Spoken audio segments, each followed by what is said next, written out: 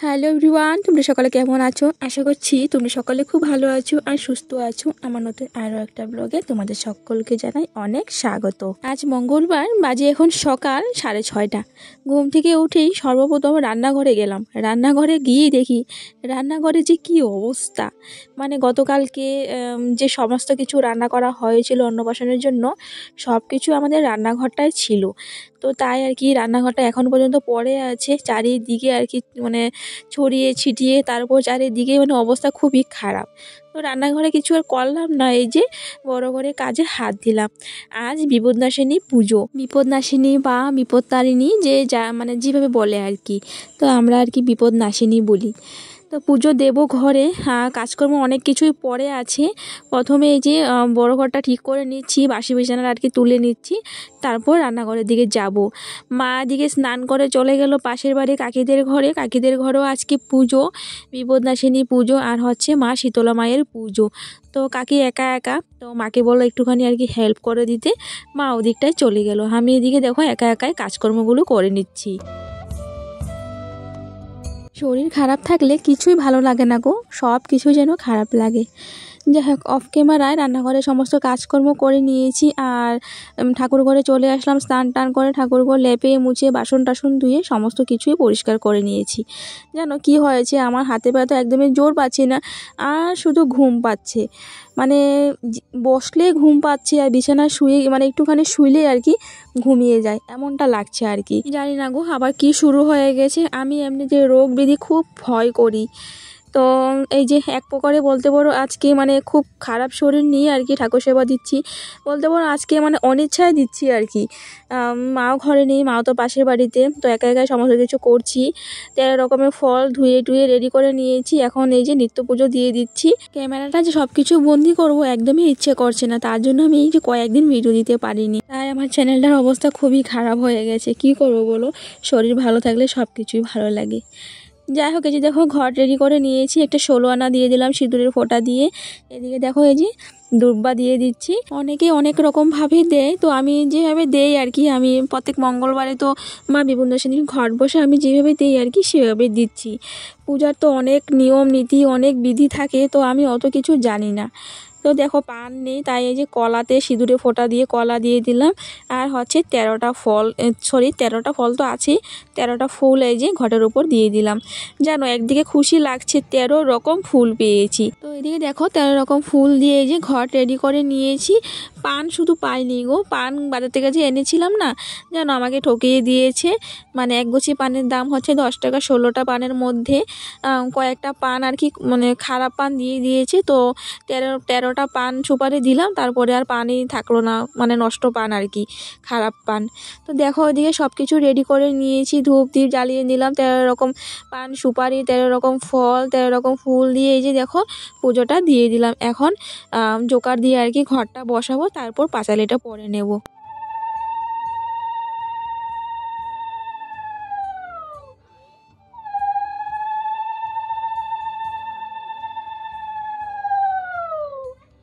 এই যে জলপূর্ণ ঘট বসিয়ে দিয়েছি আর মায়ের সামনে তেল সিঁদুর গুলিয়ে দিয়েছি। এখন পাঁচালিটা পরে নিলে আমার পুজো দেওয়া কমপ্লিট। পাঁচালি পরাটা আর শেয়ার করবো না বন্ধুরা, এটা অফ ক্যামেরায় করব। তো চলো তাড়াতাড়ি করে পাঁচালিটা পরে তারপর আসছি। কোনো মতে পুজোটা দিয়ে আমি কি বলবো আর কি, শরীরটা এত খারাপ হয়ে যায় বন্ধুরা, এত মাথা ঘোরানো, এত দুর্বল, হাতে পায়ে এত ব্যথা। আমি শুয়েছিলাম আর ভিডিও করা হয়নি। তারপর মা আর কি পাশের বাড়ি কাকিদের ঘর থেকে আসলো, মা এসে খালি ভাত আলু সিদ্ধ করেছে। তারপর আমি এই যে সন্ধ্যার আগে দিয়ে মানে একটুখানি ভাত খেয়েছি, খেয়ে তারপর আবারও শুয়ে আছি। সন্ধ্যাবাতিটা মায়ে দিয়েছে। শরীরটা এত খারাপ লাগছিল আমার, কি বলবো। আমি ঘরে আছি না বিছানায় আছি, আমি মানে কিচ্ছু বুঝতে পারছিলাম না, এত খারাপ লাগছিল, জানি না কেন, জ্বর জ্বর ভাবও লাগছিল। তো এখন এই যে এতক্ষণ শুয়েছিলাম, ভাবলাম যে না একটুখানি আপডেট দেই। তো এই যে এখনও শুয়ে আছি, ঋতিকা আমার পাশে এই যে। তো মা গেল আবারও পুজোতে গেল, কলোনি গেল মাসিদের ওইখানে আর কি, ঘরের সামনে একজনের বাড়িতে পুজো নিমন্ত্রণ করেছে। তো মা গেল, ঋতিকা পাপা গেল। আমার যাওয়ার একদমই ইচ্ছে করছে না, আমার হাতে পায়ে একদমই জোর নেই। তো মাকে বললাম মা তুমি যাও, আমি যেতে পারবো না, এখন একটু শরীরটা ভালোই লাগছে। তো আপাতত এই যে শুয়ে থাকবো, এখন আর কিছু কাজ বাজ নেই। কাজ বাজ বলতে তো আছে, এদিকে দেখো কত কাপড় চাপড়, এই যে। তো আর এগুলো ঠিক মানে গুছাবো না, ভিডিও এডিটও হয়নি, দুদিন ধরে তোমাদের ভিডিও দিতে পারিনি, কারণ এডিট করতে পারিনি, ঘরে একটা প্রোগ্রাম, তো হাল্লা চিৎকার মানুষজন, কীভাবে বা এডিট করি, মানে এডিট করে রেখেছি, ভয়েস ওভারটা দিতে পারিনি। তো এখন যে বসে ভয়েস ওভারটা দেবো, এখন আমার একদমই ইচ্ছে শক্তি মানে করছে না যে আমি ভয়েস ওভারটা দেই। তার মধ্যে বৃষ্টিও পড়ছিল, আবার বন্ধ হয়ে গেছে। বিকেলবেলা খুব জোরে বৃষ্টি এসছে, সারা বাড়ি পেক কাঁধা অবস্থা নেই। তো এখনও দেখলাম যে হঠাৎ করে আবার মানে খুব বড় বড় আর কি বৃষ্টি ফোঁটা পড়েছে, আবার দেখি বন্ধ হয়ে গেছে। যাই হোক, তোমাদের সাথে পরে দেখা হচ্ছে, দেখি মা কি প্রসাদ আনে, তো তখন আসবো তোমাদের সামনে। মা আসুক, বা আসুক, তারপর আসবো কি প্রসাদ আনে। বাজে এখন 9টা, মা চলে আসলো, আনলো হচ্ছে ভোগের প্রসাদ। এই যে, তো ঋতিকার আমি খেয়ে নিচ্ছি, মা ওখান থেকে খেয়ে আসলো। তো মা বলছে দেওয়ার জন্য রাখতে হবে না, নষ্ট হয়ে যাবে, তোমরা খেয়ে নাও। একদিকে অল্প খিচুড়ি প্রসাদ, একদিকে ভোগের প্রসাদ, এইটাই এখন আমরা মা মেয়ে খেয়ে নিচ্ছি। আর দিয়েছে কন্টেনার করে আর কি অন্যরকম প্রসাদ দিয়েছে, ফ্রায়েড রাইস দিয়েছে। তো আগে ভোগের প্রসাদটা খেয়ে নিই, তারপর খাবো। ভোগের প্রসাদটা এত ভালো হয়েছে খেতে, কি বলবো, ভোগের প্রসাদ যাকে বলে। সত্যি ভোগের প্রসাদ এত ভালো কিভাবে হয় গো, এত ভালো লাগে খেতে। এই যে দেখো দিয়েছে 1 কন্টেনার পায়েস, তো এটা এক্সট্রাভাবেই দিল আমাদেরকে। এটা মানে যে সবাইকে দিয়েছে তা না, আমাদেরকে এক্সট্রাভাবেই দিল। আর এদিকে হচ্ছে দেখো ফ্রাইড রাইস আর হচ্ছে আলুর দম। তো এই হচ্ছে প্রসাদ, সবাইকে দিয়েছে এইভাবেই। তো আমাদের ঘরে মানুষ হচ্ছে আমরা 5 জন। মা আনলো হচ্ছে 4 কন্টেনার আনলো, আর 1 কন্টেনারে পায়েস আনলো। ঋতিকা আর আমি নিয়েছি 1 কন্টেনার, মা ওদিকে খেয়ে নিচ্ছে 1 কন্টেনার, মার থেকে আবার একটু দিল। 2 ভাইয়ের জন্য আর কি 1 কন্টেনার রেখে দিয়েছি। আজ রাতে আর রান্না করতে হবে না, এটা খেয়ে আমরা ঘুমিয়ে যাব। আর সত্যি ফ্রায়েড রাইসটা খেতে এত ভালো হয়েছে কি বলবো, ঝাল ডাল মানে খুব ভালো হয়েছে খেতে। চলো এই যে খেয়ে নিচ্ছি, খেয়ে আর কি করব, ঘুমিয়ে যাবো, কারণ রান্নাবান্না তো নেই, এটা খেয়ে সবার পেট ভর্তি। তো চলো তোমাদের সাথে দেখা হচ্ছে আবারও পরের দিন সকালবেলা। কেউ কোথাও যেও না, সকালবেলা আসছি, সাথে থাকো বন্ধুরা।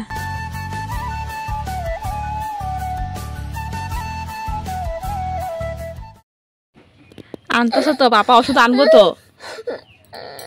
কান্দে না দেখি, আমি গরম ছেক দিছি না, ওষুধ আনলে খাইলে কমা যাব বাপা। রাত থেকে আবারও কি শুরু হয়ে গেল মেয়েটা। এমনিতে আমার শরীর ভালো না, আবার এদিকে শুরু হয়ে গেল মেয়েটার। হঠাৎ করে বলছে রাতেরবেলা খাওয়ার পর থেকে বলছে মা আমার কানে প্রচণ্ড যন্ত্রণা করছে, আমি একদমই সহ্য করতে পারছি না। হঠাৎ করে কেন কানে যন্ত্রণা করছে ওর, তো পুরো রাত্রিটা যেন তো মানে কান্না করতে করতেই গেল। আর তার সঙ্গে সঙ্গে আমি আর ঋতিকা বাবা আমরা দুজনে বসে আছি। সকাল থেকে আবারও শুরু করে দিয়েছে মেয়ে কান্না, এখন পর্যন্ত কিছু খায়নি কানের যন্ত্রণা।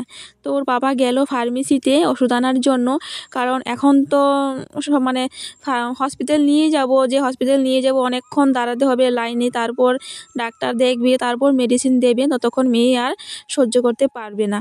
তো ঋতিকা বাবা গেল ফার্মেসি, বললাম যে কানের ব্যথার জন্য একটা ওষুধ নিয়ে আসতে আর কানের ড্রপ নিয়ে আসতে, মানে কানে অনেক ময়লা জমে থাকলেও তো মানে এইভাবে আর কি ব্যথা শুরু হয়। তোর বাবা গেল ফার্মেসি ওষুধ আনার জন্য। জ্বর ভাব আর কি, জ্বর ভাব বলে ওষুধ আছে দাদা, দুনিয়ার কালা লেত্রা এগুলি দাদা। দুই থাকো কান্দো না, ভিতরে যাইবো ওইটা। তো এই যে ঋতিকা বাবা এখন ওষুধ আনলো, খাওয়ার ওষুধ খেয়ে নিয়েছে, আর এই যে ড্রপটা দিল 3 ফুটা। লেত্রাটা হে এত ভিতরে লেত্রা হে আর কি খুঁচাই কেমনে বের করুম আমি, এটা ওখানে বাইরে দিব ড্রপে না শোয়া থাকো। এই যে কানের ওষুধ দিলাম, আর হচ্ছে ওষুধও খেয়েছে। ও বাবা গো জ্বর আয়া পড়ছে। এই যে বেরিয়ে পড়লাম, ঋতিকার জন্য সকালে ওষুধ আনা হয়েছিল, ওটা তোর কানে ব্যথা কমেনি, কান্না করেই যাচ্ছি এখন ফার্মেসি, হোমিওপ্যাথিক খুব ভালো। তো ওইখান থেকে আর কি ওষুধ আনলে ঋতিকা তাড়াতাড়ি আর কি সুস্থ হয় ভালো। তো ওইখানেই যাব। এই রোদটার মধ্যে একটা অটো পাইনি, অনেক অটোওয়ালারে ফোন করলাম, কেউ ফ্রি নেই, সব বিজি। এই যে আমরা হেঁটে হেঁটে যাচ্ছি, আমি একটুখানি নিলাম, এখন এই যে ঋতিকা পাপা নিল কোলে। তোটার মধ্যে খুব কষ্ট। সত্যি মেয়েদের কিছু হলে না আমাদের কেউরই ভালো লাগে না গো। তো সকাল ওষুধ আনার পর আর কি ভালো হয়নি, অ্যালোপ্যাথিক ওষুধ খেয়েছে। এখন যাচ্ছি হোমিওপ্যাথিক ফার্মেসিতে, যেখানে আর কি যাচ্ছি অনেকটা দূর, মানে ওষুধ খুব ভালো আর কি। তো ওই যে আরও আগে গিয়ে অটো নেব, এখানে একটা অটো দেখছি না, আর ঋতিকাকে নিয়ে একদম হাঁটতেও পারছি না। তো রান্নাবান্না শেষ করে অল্প অল্প ভাত খেয়ে যে তাড়াতাড়ি করে বেরিয়ে গেছি।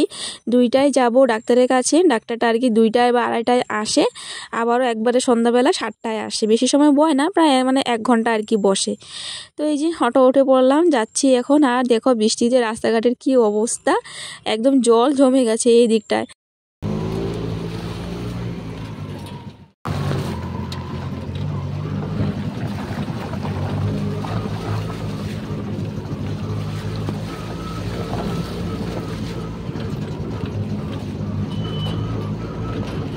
আমার জীবনের প্রবলেম আর শেষ হয় না, সত্যি গো, কিছু না কিছু থাকেই। 2-1 দিন আমি ছিলাম বিছানায়, আর আজকে আবার দেখো মেয়েটা থেকে শুরু হয়ে গেল।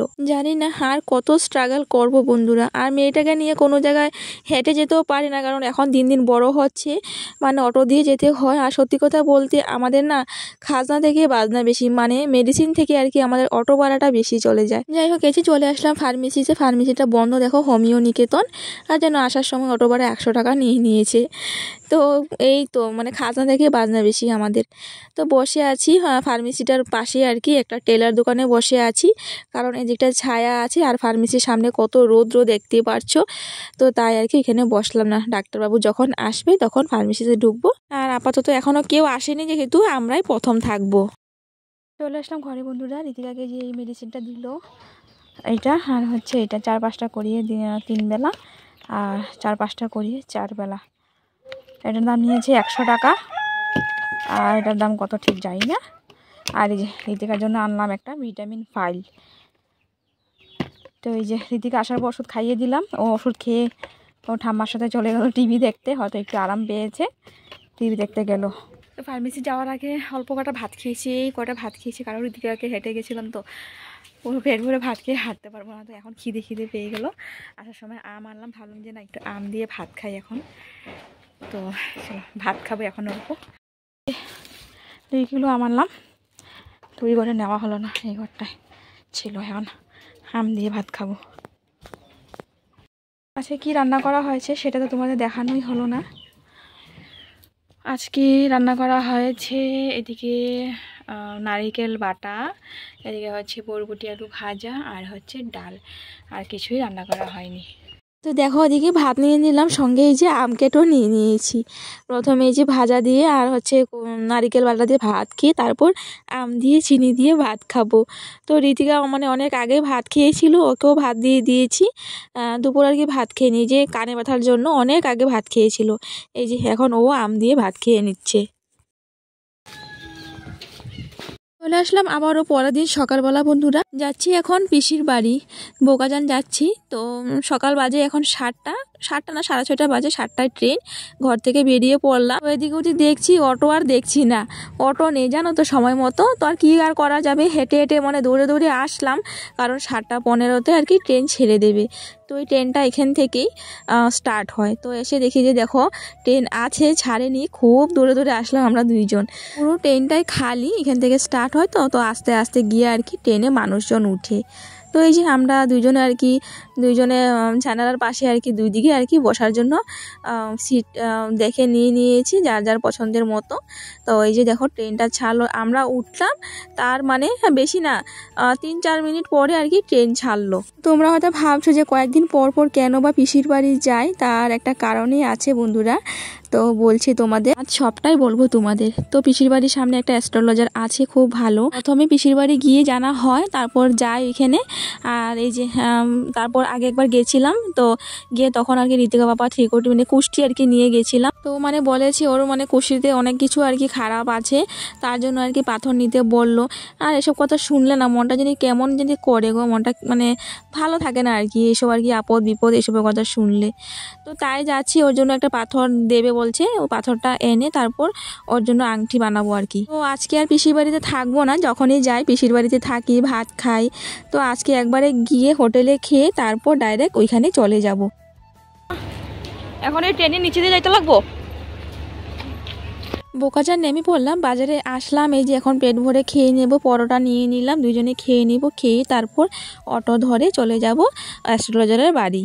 গিয়ে আমাদের কাজ হয়ে গেছে, পাথর নিয়ে নিয়েছি, তারপর 12টায় ট্রেন ছিল, আবারও ট্রেন ধরে চলে আসলাম ঘরে। এই যে এখন অটো করে চলে যাচ্ছি ঘরে। তো এত জোরে খিদে পেয়েছি সহ্য করার মতো না, মাকে ফোন করে বললাম মা ভাত বেড়ে রাখো, আমরা এসেই খাবো। এই যে দেখো এসে বসে পড়লাম ভাত নিয়ে, মা রান্না করলো শসা আলু তরকারি আর হচ্ছে ভেন্ডি চচ্চড়ি, এটা দিয়ে খেয়ে নিচ্ছি বন্ধুরা। তো চলো ভিডিওটা এখানে শেষ করছি, আর বড় করছি না ভিডিওটা। কীরকম লাগলো ভিডিও তোমরা কমেন্ট করে জানিও, জানি হয়তো একদমই ভালো লাগবে না, কারণ 2 দিনের ভিডিও ভাগ ভাগ করে অল্প অল্প করে দিলাম। তো চলো দেখা হচ্ছে পরবর্তী ব্লগে, টাটা বাই বাই টাটা।